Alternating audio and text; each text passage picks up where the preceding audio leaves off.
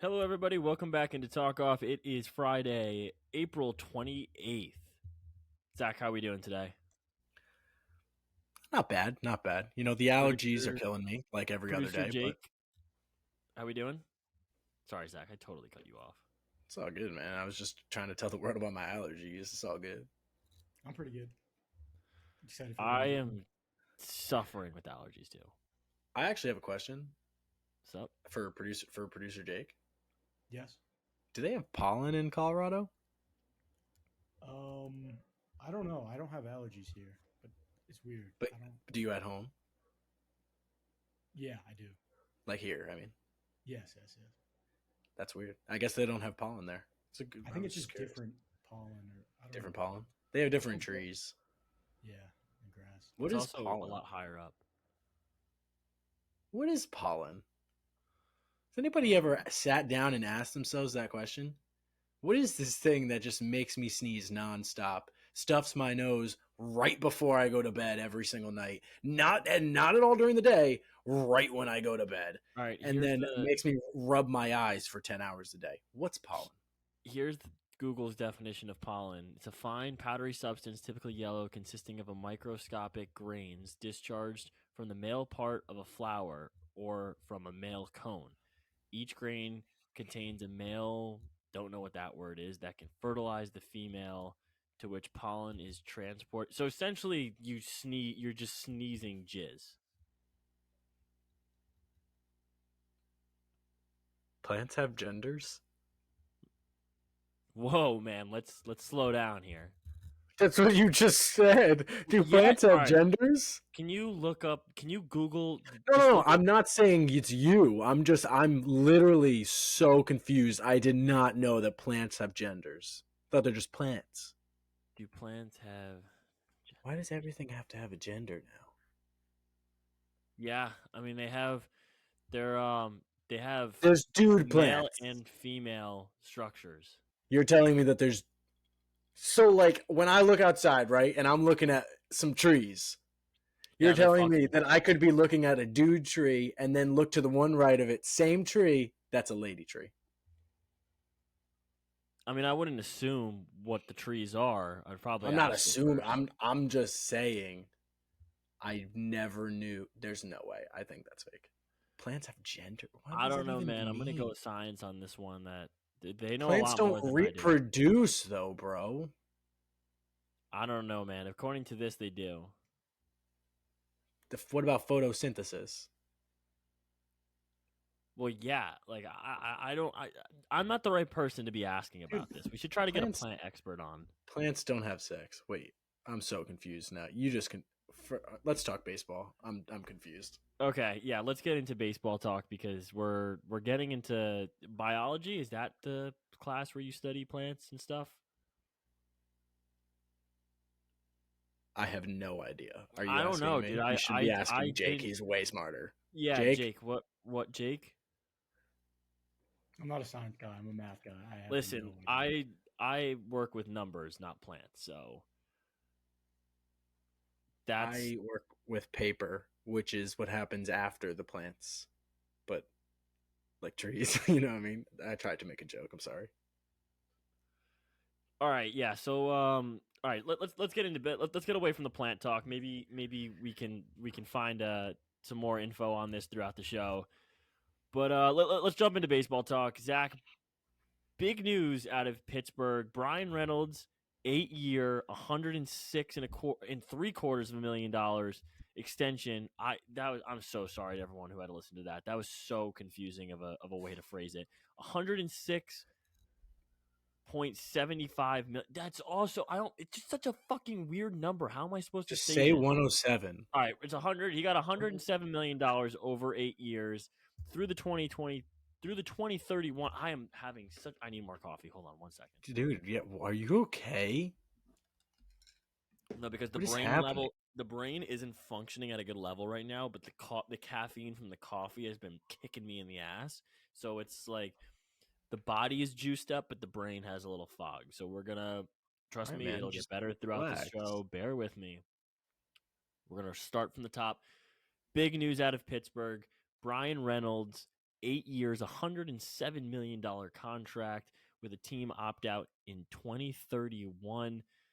Zach, I know we talked preseason about the Pirates and what they were going to do with Brian Reynolds. There was a lot of talk uh, in spring training about a possible contract extension. Parties couldn't come to an agreeable number.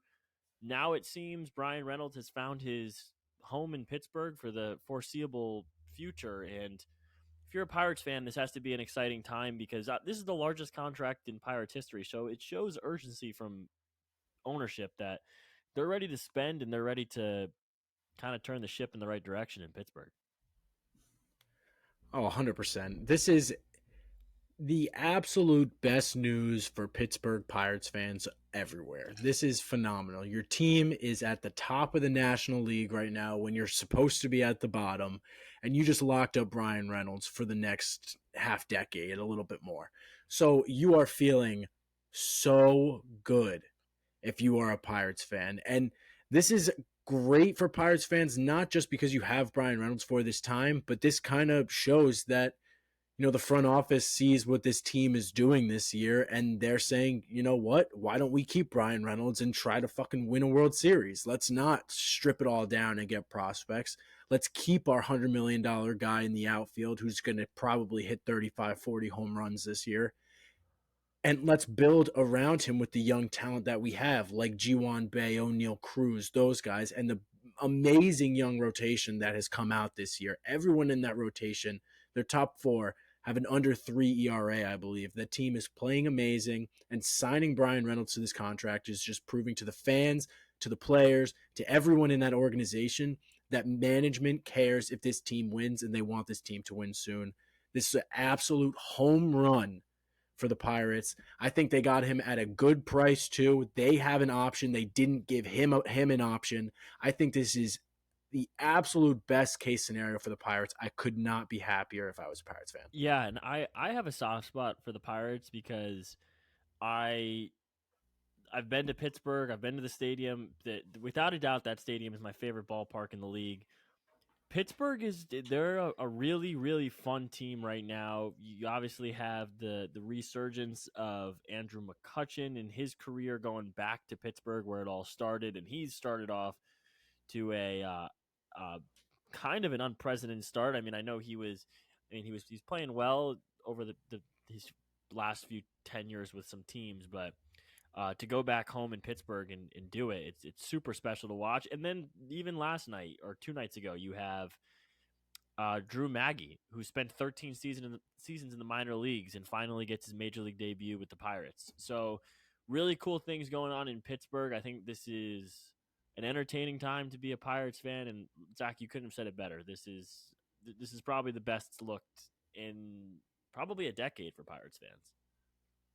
Absolutely. This is so exciting for the Pirates. And I mean, we talked about, the crazy part is I want to know where this leaves other teams, like the Yankees right now. I don't know about you, but I saw on Twitter, Yankees Twitter was going crazy when they wanted Brian Reynolds re-signed because they thought for sure that they were trading for him. For sure, Yankee fans thought that by the end of this year, Brian Reynolds would be on this team. Absolutely.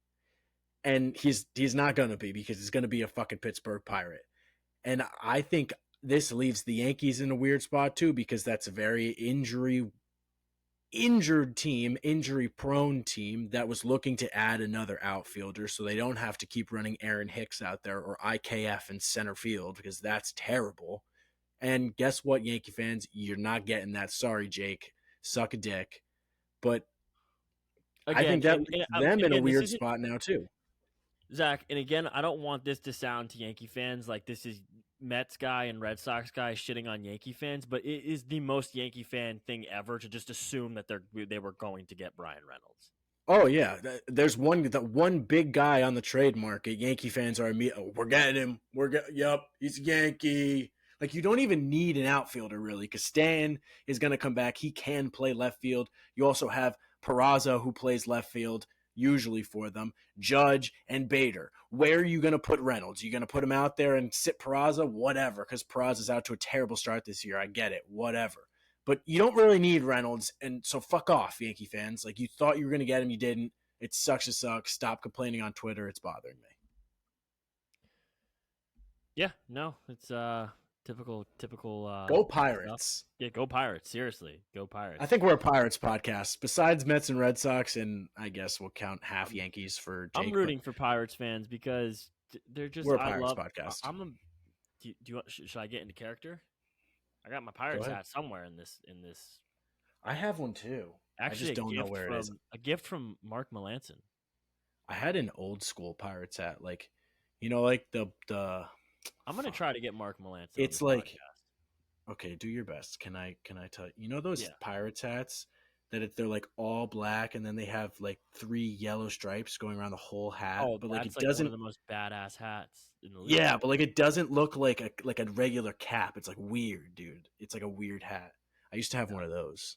So my grandpa was a Pirates fan. He gave it to me. Oh, was he really? Why was he a Pirates fan from Pittsburgh? Oh, really? You have family in Pittsburgh? That's pretty cool. Didn't know that. I don't know if I still do. Who knows? Well, nonetheless, it's pretty cool. Zach, let's move on. Zach, I will ask you about a man who shares the same namesake as you, Zach Gallen, who has been off to a ridiculous start.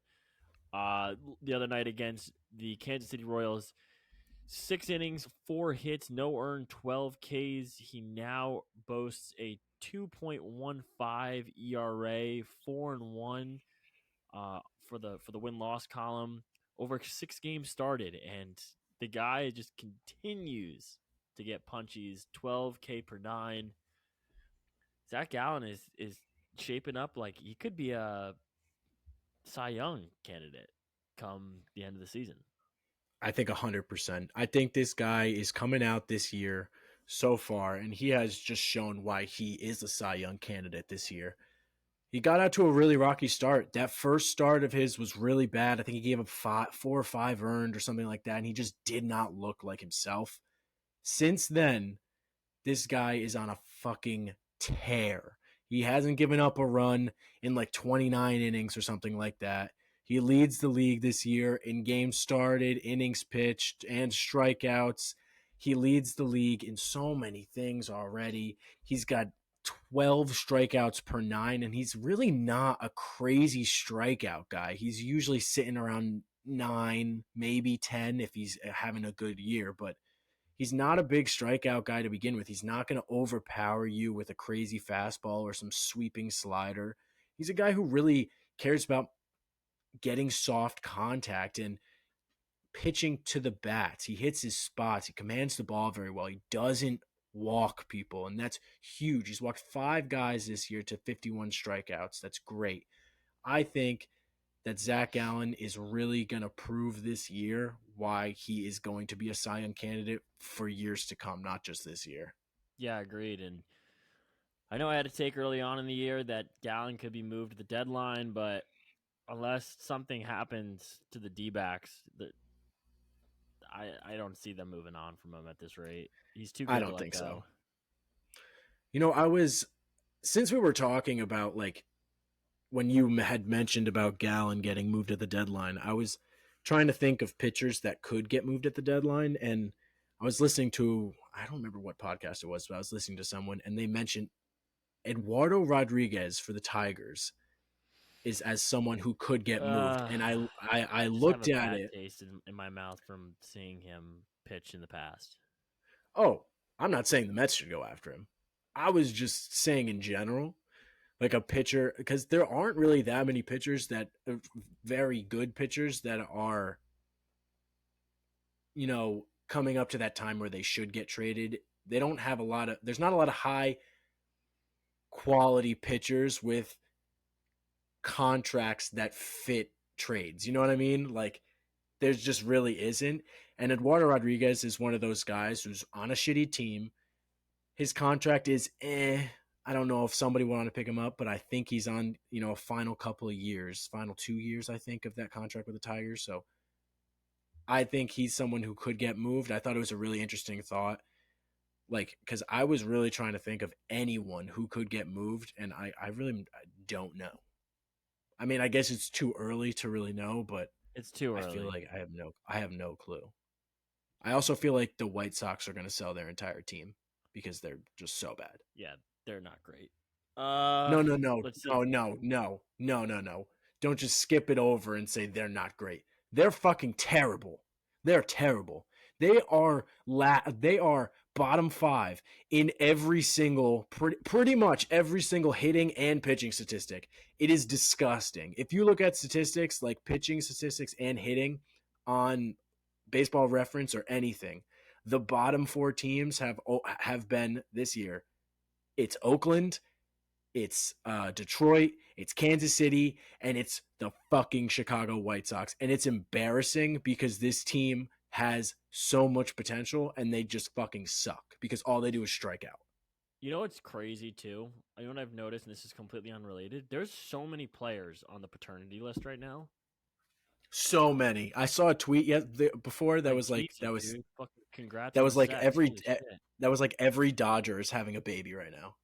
Seriously, dude. Ottavino is on the paternity list. It's like, jeez. Yeah, I mean, going on? Yu Chang was just on it for the Red Sox. Everyone's having a baby because they probably try to plan it so they can have it before the season, but they just fuck up. They don't get the math right. Yeah, I mean, they get it like you're off by a month, you know. Oh, Tani almost hit for the cycle today. Oh, did he? Well, there was a cycle, the first cycle in the pitch clock era. Did you see who it was? Did you miss a cycle? I think I missed it. Luis Gurriel. When? Let me make sure I got that right. What are you talking about? Someone on the Marlins got the cycle the other day, but I don't know who the fuck it was.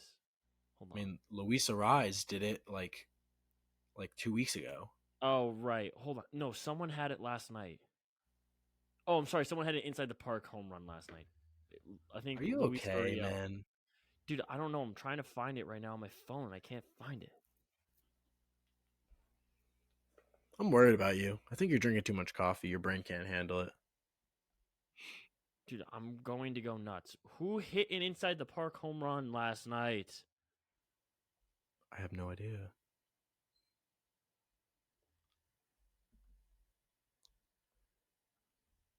Dude, it's really going to bother me now. Really embarrassing. Oh, it was Gurriel. Yeah, it was Gurriel. He hit it inside the park home run last night. There you go. Okay. That's cool. And he hit it against the Braves. So speaking of the Braves, I did see that. The Braves were told by Major League Baseball to stop putting on their oversized hat because New Era, the manufacturer of all official on-field hats for baseball, told them that it violated their contract in their agreement that they would wear only New Era hats in the field area. It's so dumb. Like, it actually makes me really pissed. Like, it pisses me off that that was such a good celebration. I thought it was so fucking funny. It's so stupid, dude. It's a celebration. Who cares? Like, exactly. Like, fuck you, New Era. Who cares? Who cares if they fucking wear the big hat? It's like when Major League Baseball was trying to tell the Mets to not wear the NYPD and FDNY hats around September 11th. Yeah. So stupid. Like, who gives a fuck? Like, who cares? Seriously, who cares? It's like who cares? They're still wearing the New Era hats when they go into the field. It's not like they all decided to change their hats for every game. They wear it when they hit a fucking home run. It happens every other day. Relax. Seriously, dude. It's like some people really give that much of a fuck. Like, it's actually so annoying because I think one thing about Major League Baseball this year is that it is just more fun. Like, I feel like the guys look like they're having more fun. Fans look like they're having more fun. I feel like the MLB is really fun this year. And I mean, I guess I could attest a bunch of it to the pitch clock and because it's trying to get people back into the game, but it's more fun this year. And you see all these teams with celebrations, like the Reds have the Viking and the Angels have the samurai helmet that they put on, and the Red Sox do dumbbells. Like they're having fucking fun. Who cares if the hat isn't New Era? It's not a big deal. Yeah, no, I hear you on that. It's a dumb effort by New Era to keep baseball within the bounds of their own contract, but it's like at what rate does it cross the line of you being an asshole? So Talk fuck about you, New money. Era. Let's burn their hats. Let's get off the New Era wave. I will never wear another New Era hat ever again.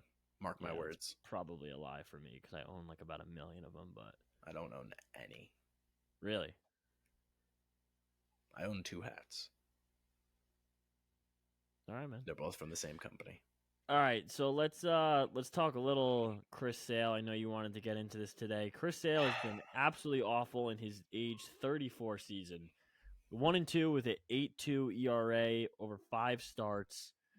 The strikeouts haven't been there. Nothing. Actually, he's got 11 and a half strikeouts per game or per 9. So it's like really, I mean, he's missing barrels, but at the same time, he's finding them a lot too. All right. So, yes, on the little prep sheet, I did put that I would like to talk about Chris Sale. And do you rescind that request? No, I still want to do it because I'm just very sad because I really think that we're seeing the end of Chris Sale. I think we've seen the end. I think the last time I could say that Chris Sale had a good year, I guess would be 2019. I mean, he only threw 150 innings, but that was probably his last best year. He threw 150. I mean, he had 13 strikeouts per 9, which is just amazing. And he also has the career high in strikeouts per 9 for pitchers, which I think is incredible. I very rarely go to a baseball reference page and it has a gold on it, and Chris Sale's baseball reference has gold, so I'm taking that. But what do you mean by that he has gold? What do you mean by that? Like, you know how if you go on Baseball Reference and like some of the stuff is bold, some like of it's italics. It's like an all-time record. Yeah, the gold is an all-time. He's the all-time leader in strikeouts per 9. Interesting. With 11.1. But so here's my thing about Chris Sale is for the past, I would say 3, maybe 4 years, probably 3 years, since 2019, really. The thing that Red Sox fans have been saying, and I myself have been saying, is just wait till Sale's back. Just wait till Sale's back. Just wait till Sale's back. Just wait till Sale's back. When Sale's healthy, we'll be good. When he's healthy, we'll be good. Yeah, that's not happening because he is fucking sucking ass. He is fully healthy. There's nothing wrong. Nothing. The arm's good. The body's good. He still weighs 120 pounds at 7 feet tall. Don't know how that's physically possible, but he still does it. And he looks terrible out there. He doesn't even look like he had one good start against the Brewers where he had 11 strikeouts. It was a phenomenal game 2 starts ago, and I thought Chris Sale was back. I was like, this dude is fully back. He just needed a couple starts under his belt. But what's he do on Monday? He goes out, throws against Baltimore, 5 earned through 5 innings. Fucking shit. He didn't have one strikeout, Chris. Chris, he didn't have a strikeout. His first start in his career, 13-year career, his first time not having a strikeout in an outing. It's a fucking embarrassing, and I think we're seeing the end of Chris Sale. And the only way that the Red Sox were going to have a chance this year to be, a fringe team was if Chris Sale had a good year, and it looks like he's going to have a terrible year with an 8.22 ERA. He's only pitched 23 innings and he has 5 starts. That's not even 5 innings per start. That's fucking terrible. That's embarrassing. Like, this guy can't get out of the 4th inning. His slider is down 4 inches of induced vertical break. 4 inches, his slider. That's horrible. He's not missing barrels. He's throwing the ball in the middle of the zone or way out of the zone. He has no command of his slider, of his fastball. His changeup is nowhere to be seen. And if you just watch him, eye test tells you that this guy just can't fucking figure it out. And it's so frustrating because I saw the dominant Sale days, the 2017, 2018 years when he threw 220 innings and struck out 300 people. It was incredible. And now watching the end of this guy's career pretty much because he really can't figure it out is terrible, especially for a Red Sox team who has no help in the starting rotation. And our whole rotation was based off of Chris Sale coming back and pitching like at least 2019 Chris Sale. But no. And that's my rant, and I'm out of breath. Yeah, it's the Red Sox have an interesting scenario on their hands now because he's owed $27.5 million next year in his age 35 season, and then they have a club option in 25 for 20 mil, which they're obviously going to decline if he keeps pitching like this, which it seems like he probably will. 100%. I think the injuries probably it was too many injuries. It kept him away from the field for too long. Everything snowballed, and now this is the result of it. So I feel bad for the guy, but the Red Sox have a serious issue on their hands. They have a guy who's owed damn near 30 mil per year, and he can't pitch. He's straight up he can't pitch. So there's a serious. I mean, what are you gonna do? DFA the guy? And then you're gonna have to can't. get all that money. He has to sit there. No, they can't. He has to sit there. He has to pitch. What are you gonna? I know. You have to do it. You have to let him pitch the contract.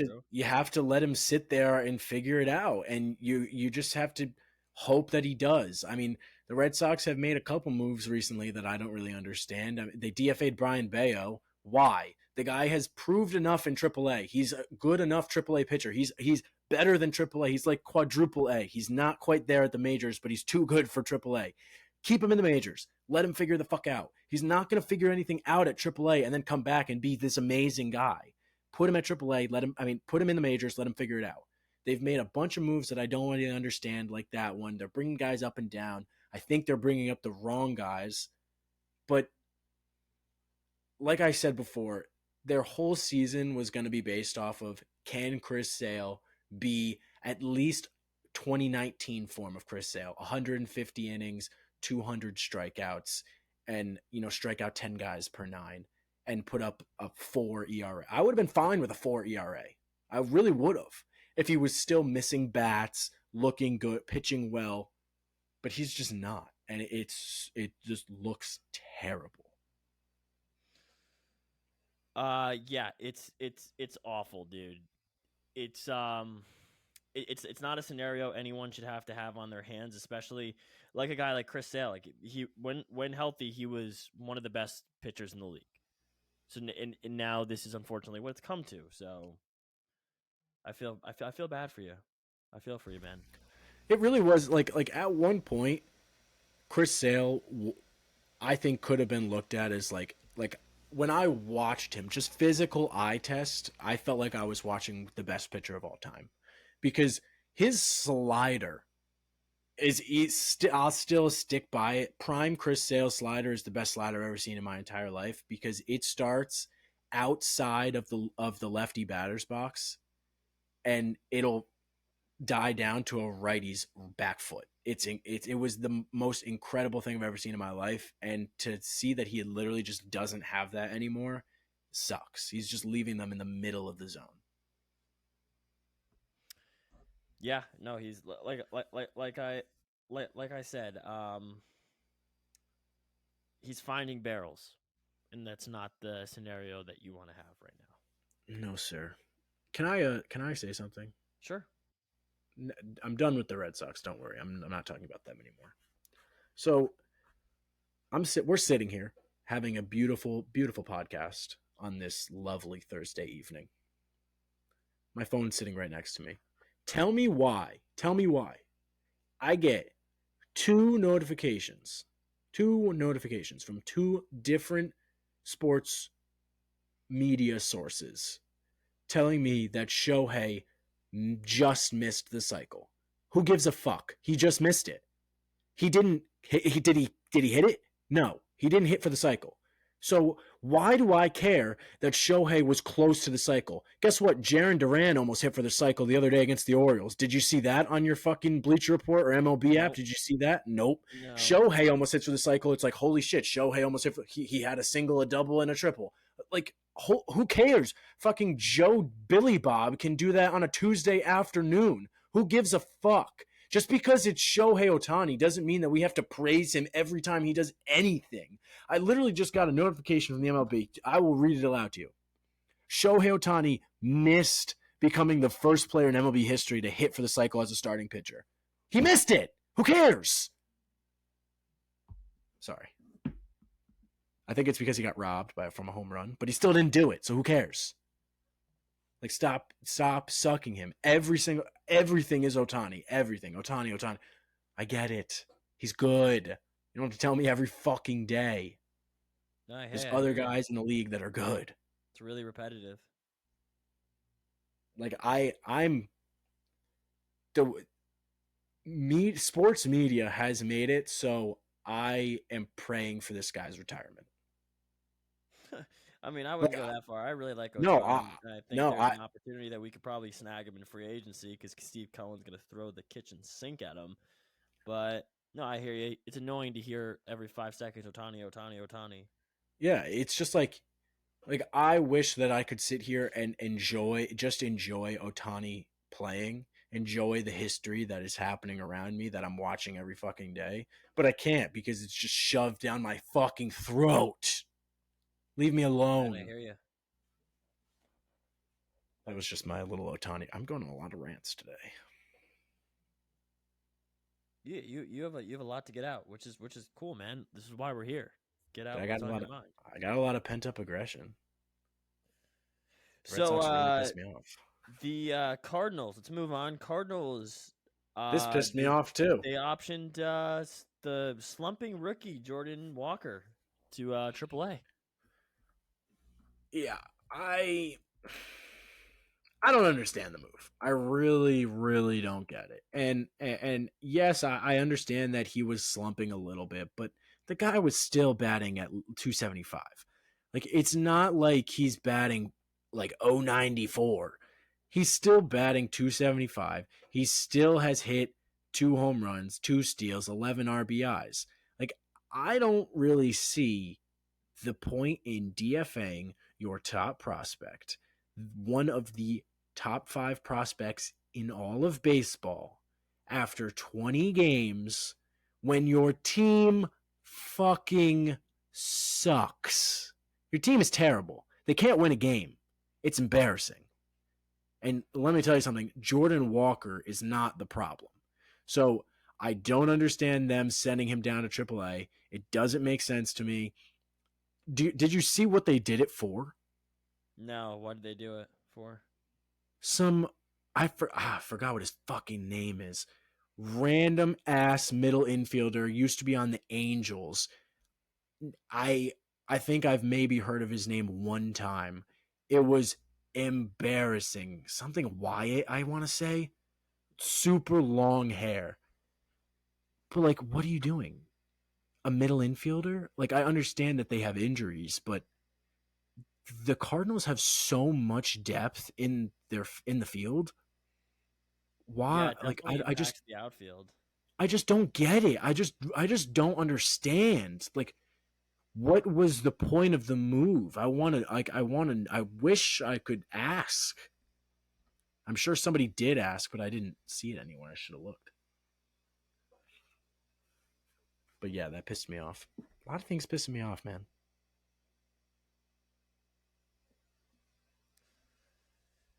A lot of things are pissing you off today, man. It's all right. It's not. I need to control my aggression. Yeah, but it's really weird. So this affects the depth in the outfield for the Cardinals. I don't really know much about the Cardinals because I fucking hate the Cardinals, so they can go fuck themselves for setting down pretty much their top prospect. So I'm a big fan of the Cardinals. What? So I'm a big fan of the Cardinals. There's certain teams that I just like. I think have great vibes, and I just love their vibes. The Cardinals, like, I love the vibes of the Cardinals. They give old men baseball vibes. Yeah, it's just like they give like baseball shouldn't be played at night vibes. buddy, I mean, look who you're talking to. I'm a huge grandpa baseball guy. I mean, Yeah, and but not like this.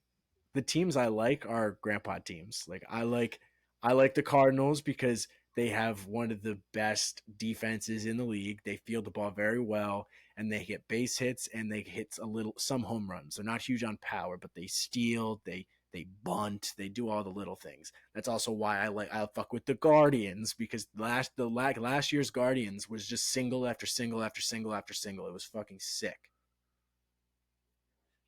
I like grandpa teams. The Cardinals look like they still stretch to head, shoulders, knees and toes, knees and toes. Knees and toes, head, shoulders, knees and toes, knee, hose, nose. Did you used to sing that in Spanish class when you were a kid? I think I still know it. If I did, I don't remember it. Can you recite it? You ready? Ready? Yeah. Cabeza, hombros, piernas, pies, piernas, pies. Cabeza, hombros, piernas, pies, piernas, pies. Dude, I'll never forget that shit. Yeah, well, they drilled it ever in my entire life. You know who taught me that? Someone you actually know. Okay. Mrs. Arson Yegas. Oh, I do know her. Yeah. Yeah. That's a great song. Dude, I'm all about the Spanish. Cabeza, now it's gonna be stuck in my fucking head. All right, so I want to talk a little bit about the Mets, and then we'll get into some picks. The Mets, they suck, man. We had a 7-3 West Coast road trip. We dropped the last two in San Fran. Come back out to the East Coast for a 3-game set against the Nationals. We dropped we dropped Tuesday night against the Nationals. I think it was like a 4-1, 5-0 loss. I don't know. We scored like 1 run in 18 innings. Starling Marte looks like he couldn't hit a water off the side of a boat. The pitching hasn't been there. The offense is non-existent.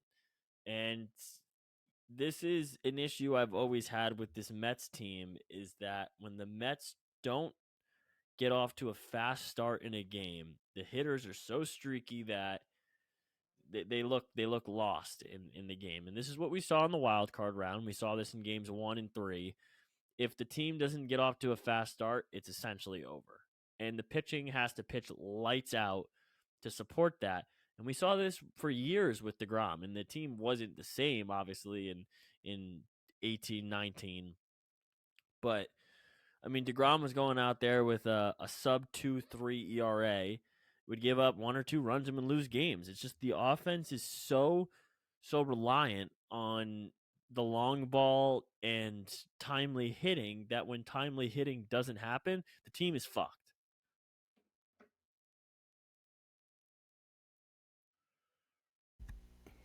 Yeah.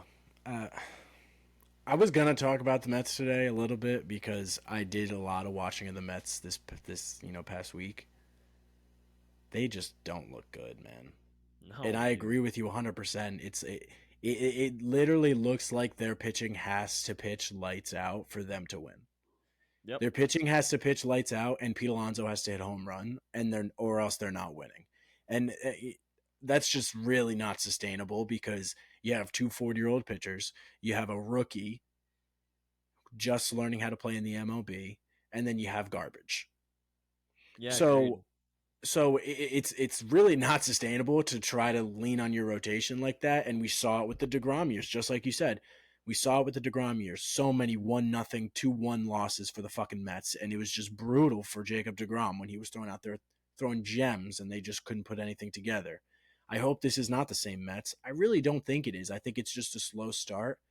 I think they're not getting production out of the bottom half guys, and that's a lot of what we talk about on this podcast is when we talk about teams is the bottom half of the team. They win or lose you games, series, championships. Like they win or lose you everything. You have to be good 1 through 9, along with the 4 guys on the bench, the 5 or 6 in the rotation, and the 8 or 9 that are in the fucking bullpen. You all have to be so sound for you to win a World Series. And if you're not good, 1 through 26, you're going to come into issues. And I think that's what the Mets are doing right now. They brought up Alvarez. The guy can't hit the fucking ball, Daz. Well, He it's can't hit also the no. ball. Okay, so okay. So I yes, he can hit the ball, but it's not like he's being set up for success because Buck Showalter, Buck Showalter likes to have he likes to address the New York media like this, and it's very vague, and I understand why he's doing it. But Buck Showalter, I like to call it the Buck punt. Buck will punt games away. He'll intentionally lose games. And you'll say, well, no, he doesn't. Well, when he runs out a lineup of Nito, Tommy Sham, Easy Out Escobar, these morons on the field, and says, well, I managed for 162 games.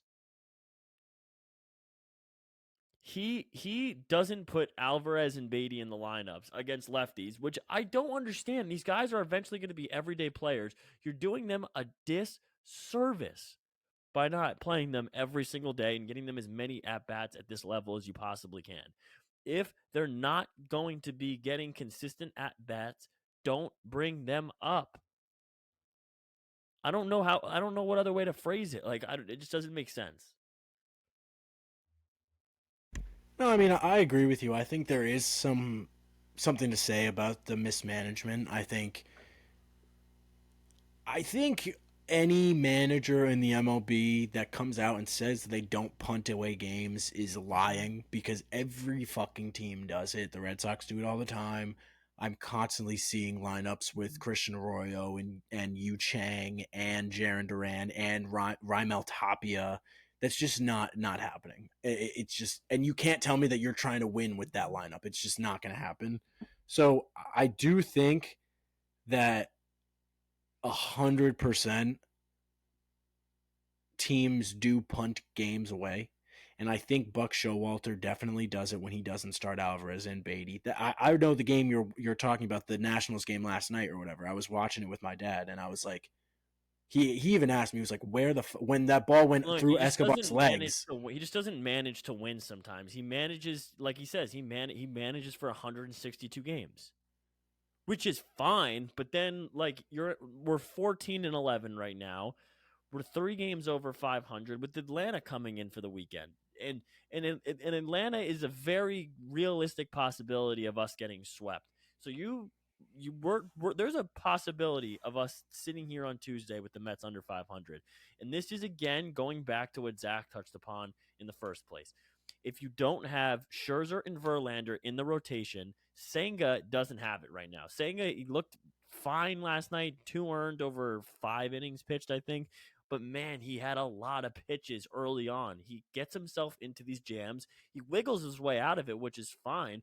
But the pitch count needs to come down. He needs to start getting through innings unscathed and not with all this theatrics. So without Verlander and without Scherzer in the rotation right now, it's unfortunately falling on guys like Joey Lucchesi, like Kodai Senga, like Jose Buto, who have to come up and make these spot starts. And I know Senga, and obviously that is the outlier there, but you have guys like Lucchesi and Buto who have to come up and make these spot starts and kind of play hero ball for the Mets. When in reality, okay, it might happen once. Joey Lucchesi went out and threw a gem against the Giants on Friday night, but you can't expect that outcome every time. No, I 100% agree with you. And, I think the point you make about Kodai Senga is really important. I think I've watched Kodai Senga 3 times this year start, and I feel like every time it's just like you said, early in games, he just has trouble settling into games, and he's throwing a lot of pitches in the first and second inning.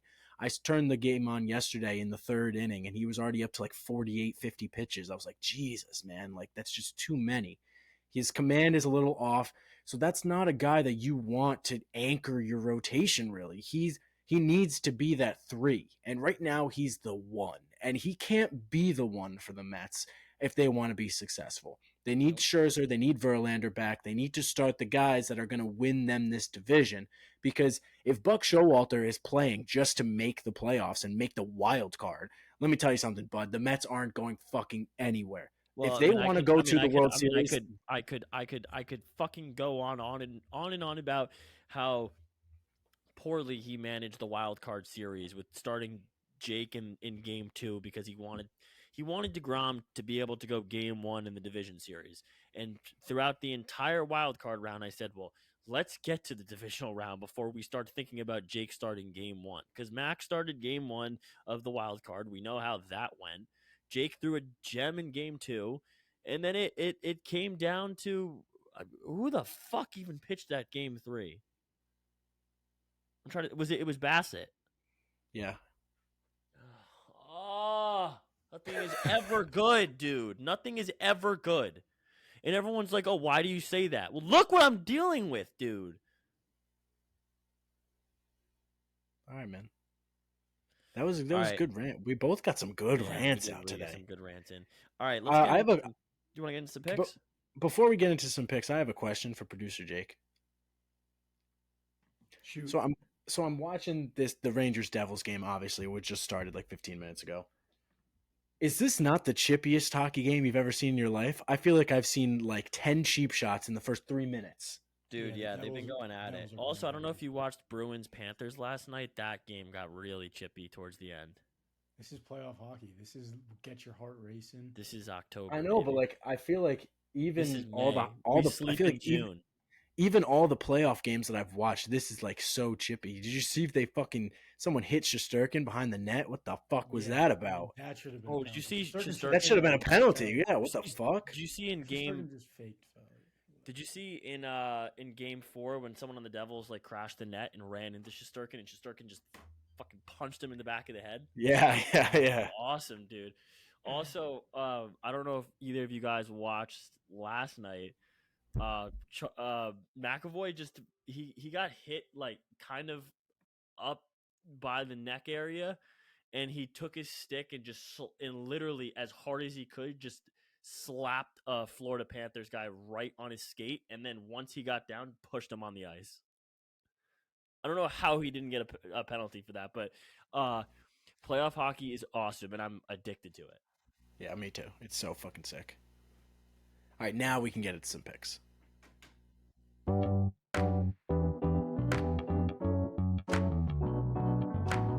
Powered by Riverside.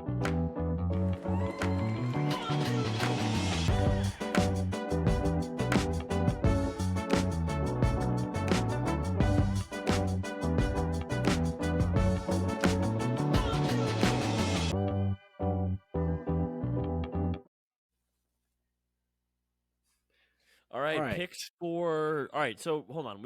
Let's square this away. So for everyone listening out there, we're going to pick this weekend's or this Sunday's winner of the Sunday Night Baseball game now ahead of time. And if you've been following along throughout the season, we have a season-long kind of bet going for whoever whoever picks the least amount correctly on Sunday Night Baseball will have to do some sort of punishment. We'll refresh everybody probably somewhere around like a third of the way through the season. I'd imagine on sorry, I have the coffee hiccups. On the standings in that, but Sunday Night Baseball, let's skip forward. Do we pick someone for this Sunday? Do we have a pick in already preseason, or do we have to pick today?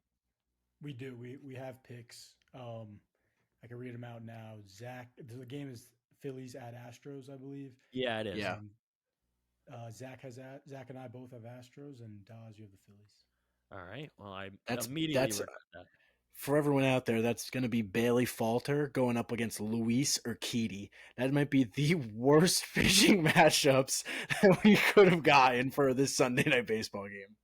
All right, so stay tuned. We can give everyone a rundown on Tuesday on kind of what the process we were originally going to do. I think 9 games, but now we're just going to do it throughout the season.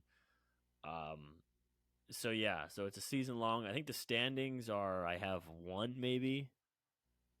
I think you have I'm 1, definitely I have in last 2, place. and Jake has 3. No, I'm 2-2. Zach is 1-3, and Daz is 0-4. Oh right. Oh, 0-4. All right.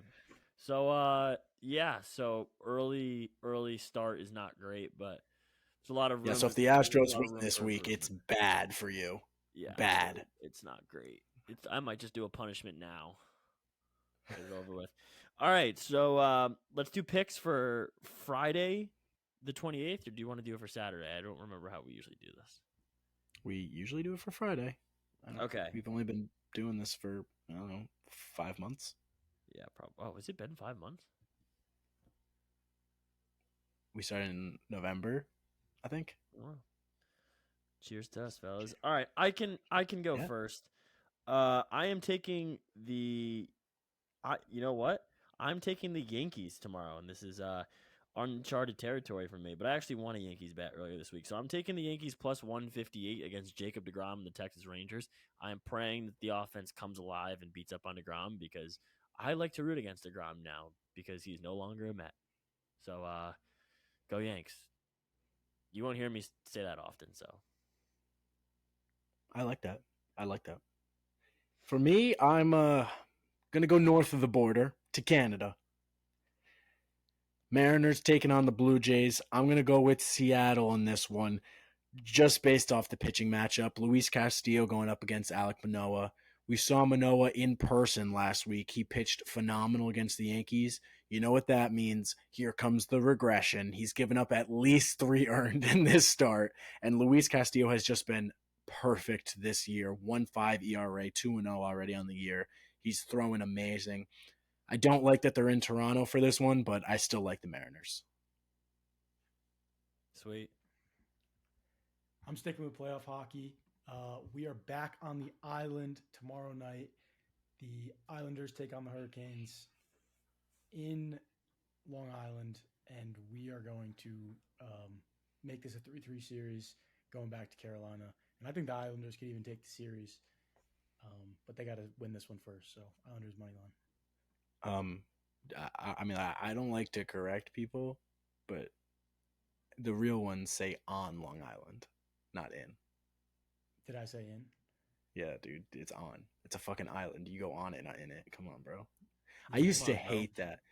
Like where I like at college, like fucking 3/4 of the people were from Long Island. I'm from on Long Island.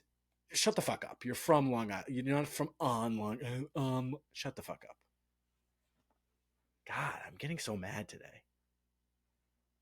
Roulette spin? No. Sorry.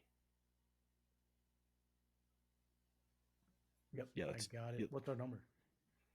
17. Are we sticking with 17? Should we be like Yeah. Hank and just stick with 17? Let's All right, go 17. 17? Actually, 27 because that's the date today. Yankee fan? No, you're not a Yankee fan. Fuck. 26. Are No, we doing- not Yankees. If it hit 17, then we're just Yeah, you can't keep changing because 20.